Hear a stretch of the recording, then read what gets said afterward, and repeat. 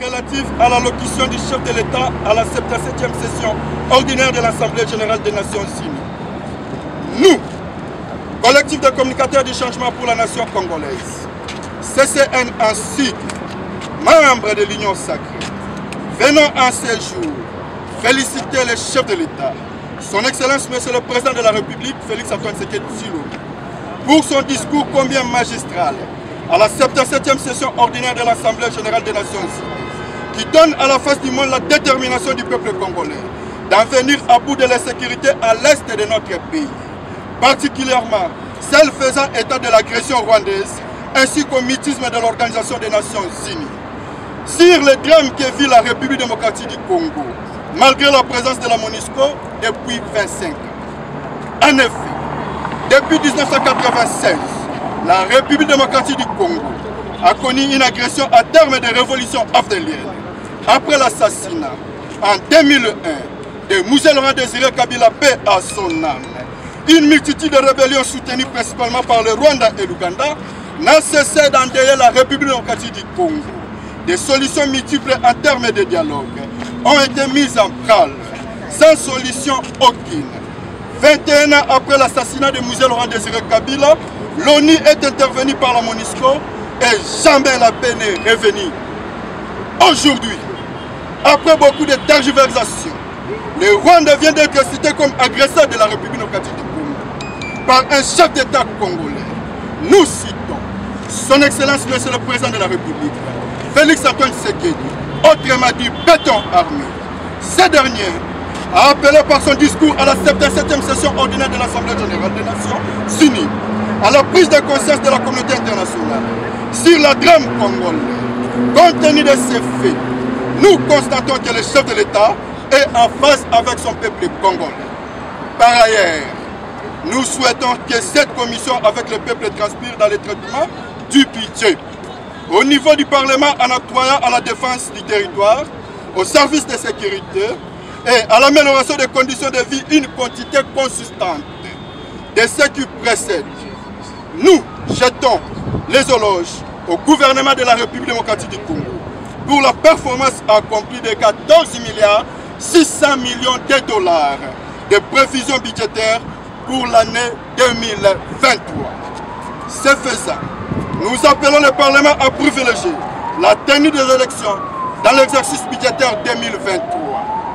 En sus, nous appelons la population à suivre le programme de la CENI et à l'appuyer dans l'effort pour l'organisation des élections crédibles et transparentes dont la volonté est manifestée dans l'acquisition des guides électoraux. Que vive la République démocratique du Congo, que vive son Excellence Monsieur le Président de la République Félix Antoine Tshisekedi, que vive les communicateurs du changement pour la nation congolaise. Tous derrière le chef de l'État, nous vous remercions. Fête à Kinshasa le 24 septembre 2022 pour la coordination nationale. Bati Malanga Somi Yaba Congolais.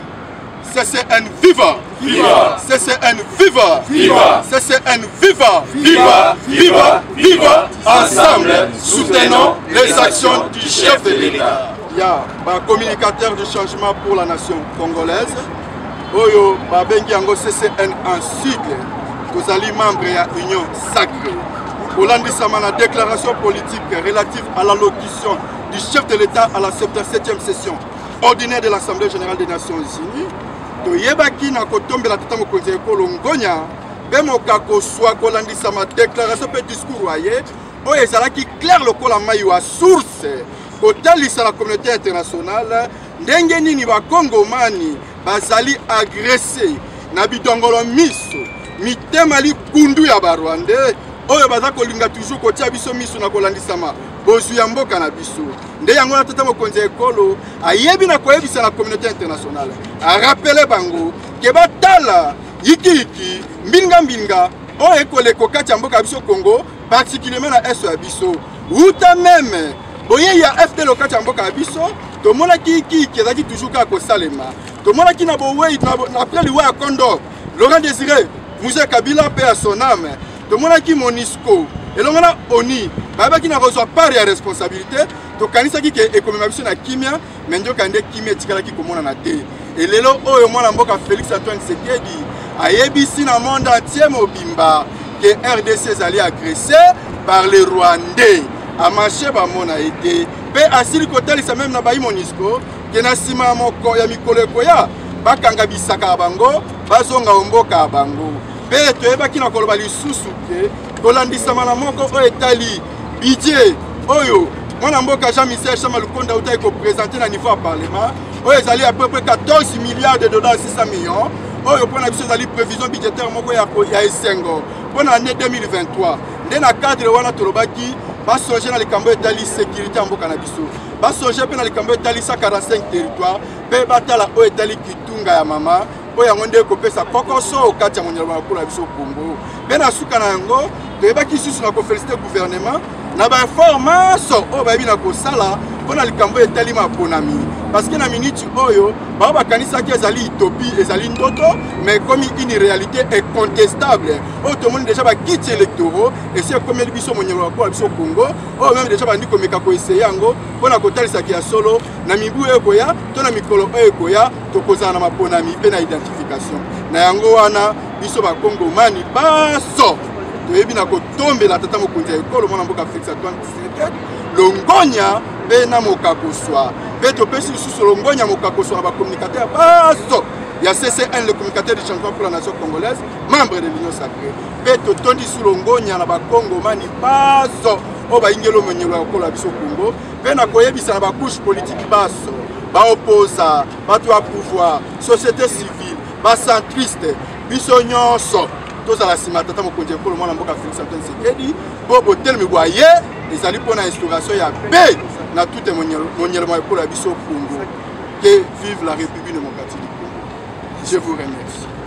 Pour élaborer cette déclaration, d'abord, marquer notre soutien ici à ceux qui sont collectifs des communicateurs, notre pays, notre changement, notre terrorisme d'État, faire un commentaire sur les discours du Rwanda de l'État à la 7e session. Mais seulement que cette fois-ci, personne n'osait le dire. Aujourd'hui, le chef de l'État le dit. Il a dit à l'échelle internationale, à la tribune des Nations Unies, et c'est vraiment une première derrière tout ça, c'est une première parce que le blason de la nation congolaise et vraiment il était temps pour le CCN de marquer notre solidarité par rapport à la nation congolaise qui en souffre. Dans cette déclaration, il y a le conflit du Congo. Il y a de cela plusieurs années, la paix totale à l'est. Personne n'avait le courage de le dire. Il y a seulement quelques mois, certaines zones politiques africaines commençaient à se lever pour dénoncer ce qui s'est passé. Voilà, aujourd'hui la guerre en Ukraine, tout le monde en parle. Mais on a tendance à ignorer la guerre en RDC qui a produit plusieurs millions de morts. Donc c'est le moment pour que ça cesse. C'est le moment pour que ça cesse. Nous pouvons user de l'armée, mais la diplomatie également, la voie pacifique est également une voie par laquelle nous devons mettre fin à ce flot qui doit être embrassé dans cette région, avec la région des tous les Congolais attendaient. Tous les Congolais étaient derrière ce discours. On attendait que le président de la République puisse donner notre position face à l'agression. Ça, c'est notre pays, à l'est du pays. Le président nous a montré et nous a donné des voies pour que nous puissions faire face à personnellement, et c'est un langage pour moi, je constate effectivement au niveau de l'armée, il y a des personnes qui sont en train de passer. Nous avons déjà parce que cette guerre est en train de paralyser le pays et que nous avons été à même à cette mais ce qu'il faut ajouter, vous savez, l'économie. L'économie, c'est le pile dorsal du pays, le pile dorsal des sur le plan économique, il y a beaucoup à faire. C'est vrai que ça ne se fait pas de manière magique, mais une chose est vraie, nous sommes sûrs de certains qu'il y a un travail de fourmi qui est en train de s'élaborer, il y aura des conséquences positives dans les années qui suivent. Et nous sommes optimistes. Vous êtes témoins. Tous les rapports qui ont été faits. Madame Je suis d'abord maître Hébert Mulika. Maître Hébert Mulika.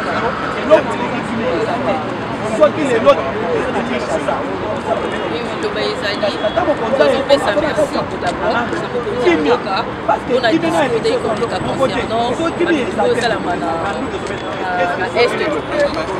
Le lot est remercier parce que tout le monde attendait que le président puisse parler et il a parlé. C'est fait vraiment ma classe de déclaration concernant le voisin.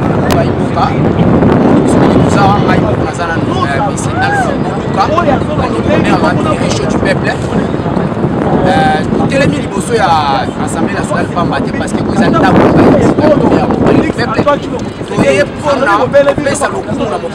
mais pourquoi? Parce que les gens doivent savoir que le Congo a des problèmes. Mais makambo mingi ya Congo faut que banana oya ya likambo Congo ya Mbozake Congo tozala ki na posa ya kozwa au sommet de l'État quelqu'un qui peut avoir une volonté politique. Alors le rôle de Tosi Moutou ya Bongo na Kombo ya Fatigué a démontré volonté politique na yé na misala. Mais à l'élo, c'est spécial. Pambate bana babanda ko boma biso. Tout le monde a spécialiste, un docteur spécialiste dans le salaire à Kotongaka, dans d'autres il y a beaucoup de maman parce que les filles de Kabango et le lot au Congo aussi motomo ya Yambo oya kei ko démontrer dans le monde entier que Mobomi ba Congolais comme on est à la Ranani.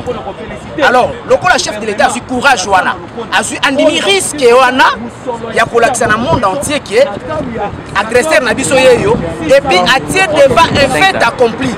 La communauté internationale veut dire bato makasi pe ya mayele ba kontaka mokilio mokiba atie bango devant un fait accompli ko lakisa bango ke tala banda botia makona mboka na ngai na kufaka kaka na lelaka na kundaka ba violaka tous les jours tolobi non biso lokola ba membre ya organisme auto bengi na kombo ya collectif national ya ba communicateur ya union sacrée auto tindikaka mbula matali liboso na mokonza mboka papa bongisa iloko pour que masolo mboka poussa na pone terrain ya bana Congo ndeto yaki awa liboso ya ndaku ya bayimboka tolobite to pesa mokonza mboka mokakoswa pe to tombola sumu ngongo pona kolamusa gouvernement bayebake na budget ya sika o bateli biso à la hauteur ya 14 milliards 600 millions de dollars américains babosa na te ko bakisa biso lebele pona sécurité ya bana mboka et puis batia pe lisusu moi mon solo ndambu ko bakisa malikolo ya makambo etali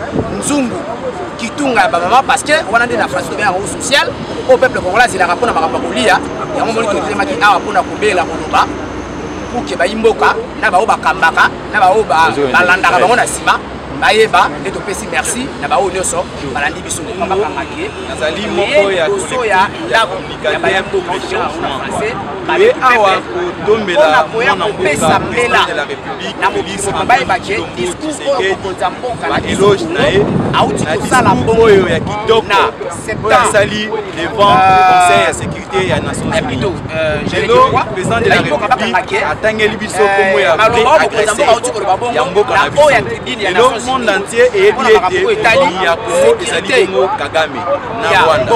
Et puis toyebi liboso ya palais du peuple pourquoi on a kosenga ba parlementaire ba kelibana et pété na budget oyo gouvernement a aussi déposé liboso na parce que Congo va tenir compte il y a insécurité ezali kosebi ezali opagina bandai kosanga batela bango solo ayant la volonté et puis batela solo ebele on a kitunga ya mama parce que tozali ko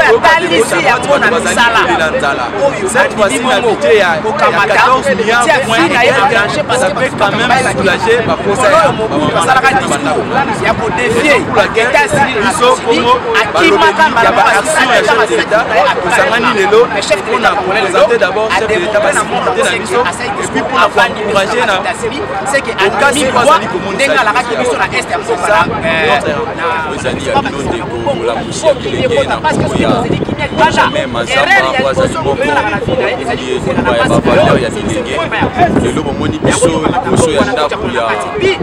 ya bovoti mibeko esika nini bayimboka baya korepresente population mpona mibeko etambusaka mboka toye pamba te kopesa longonia na mokonzi ya mboka tata mokonzi président de la république Antoine Tshisekedi Tshilombo pamba te auti kolakisaki mobali boye alekaki koloba na badiscours oleki epai bandeko na biso ya parti ya est soki ekosenga pesa bomoi na ye mpona bango akosala yango tomoni ete mokonzi ya mboka azwi mokano ya koloba na mongongo makasi liboso ya some mpe eyokani na mokili mobimba mikolo elekaki badongolo miso bato ya mitema mabe bazalaki koloba na loboko ya mwasi te mpe na loboko ya mobali na kokitisa mokonzi ya mboka orke mokonzi ye agisaka na se ya pression te esengelaki na ye kozwa badone nyonso apres kozwa yango aleki kotelema koloba ete Rwanda nde azali mongunya na biso azali kobundisa biso mpe azwi mokano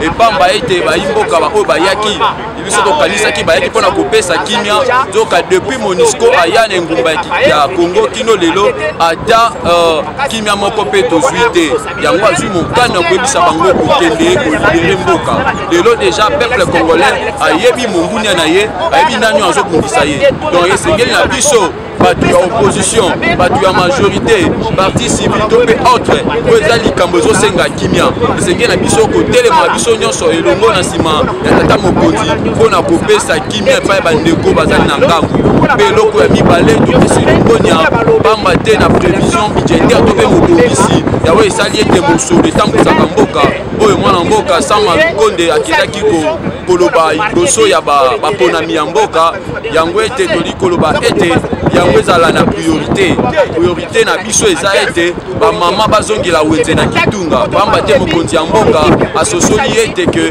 peuple na ye aza na nzala alingi ete na mikolo ekoya nzala wana esila mpe l'organisation ya maponami na délai constitutionnel donc bana ya mboka tozala nsima ya tata mokonzi na mandat oyo ekoya on aura le plus meilleur que oyo tozomona sikoyo. Je vous remercie.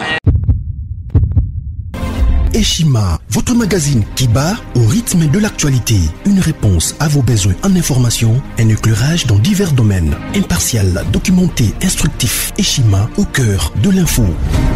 Dans la nouvelle édition, Eshima Magazine présente dans ses colonnes les réalisations d'un ministre du numérique, pionnier de son portefeuille. À la une, Eberhard Kolongele engagé à matérialiser la vision du président Tshisekedi dans le secteur du numérique. Dans le souci de faire du numérique congolais un levier d'intégration, de bonne gouvernance, de croissance économique et de progrès social, une vision du chef de l'État, Félix Tshisekedi consignée dans le plan national du numérique à l'horizon 2025. Le ministre du numérique, Eberhard Kolongele, a mis les bouchées doubles pour sa première année passée à la tête de ce portefeuille.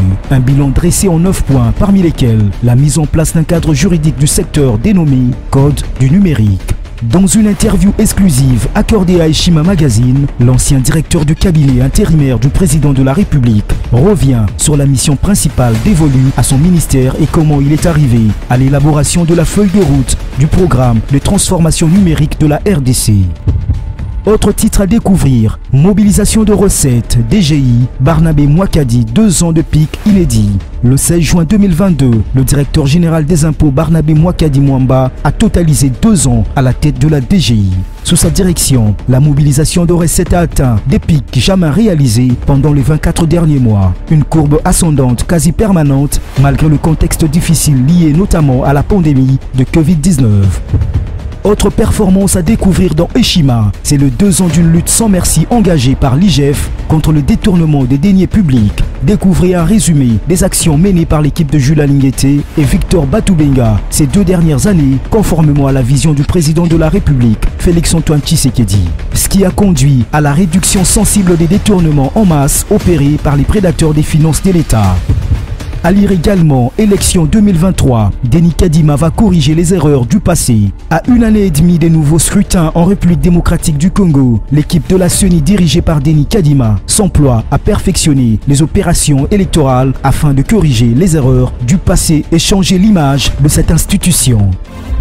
Eshima Magazine, un nouveau standard d'information.